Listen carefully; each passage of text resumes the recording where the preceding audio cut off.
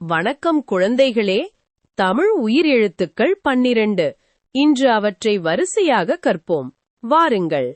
இது ஆ. சொல்லுங்கள். ஆ. இது ஒரு குறுகிய ஓசை உடைய குறில் எழுத்து. ஆ அம்மா. அடுத்தது ஆ. இது நீண்ட ஓசையுடைய நெடிலெழுத்து. ஆ ஆடு. இது ஈ. சொல்லுங்கள். ஈ. இது ஒரு குறில் எழுத்து. ஈ இலை. அடுத்தது ஈ. இது நீண்ட ஓசையுடைய நெடிலெழுத்து. ஈ ஈ. இது ஊ. சொல்லுங்கள். ஊ.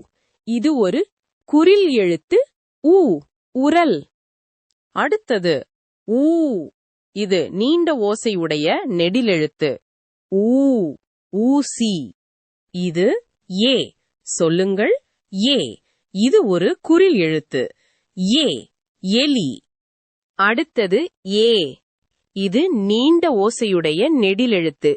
ஏ ஏணி. அடுத்தது ஐ. சொல்லுங்கள். ஐ. இதுவும் ஒரு நெடிலெழுத்து. ஐ 5. இது ஓ. சொல்லுங்கள். ஓ. இது ஒரு குறில் எழுத்து.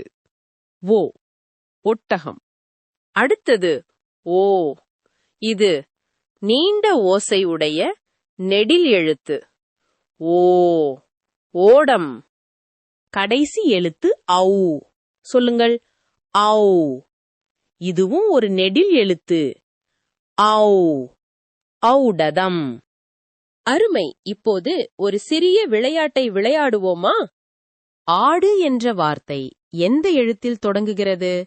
ஆம், நெடிலெழுத்தான ஆ. அம்மா என்ற வார்த்தை எந்த எழுத்தில் தொடங்குகிறது? சரி, குறில் எழுத்தான அ. இன்று உயிரெழுத்துக்களை மிக அழகாக கற்றீர்கள். மீண்டும் பயிற்சி செய்யுங்கள். நன்றி. வணக்கம்.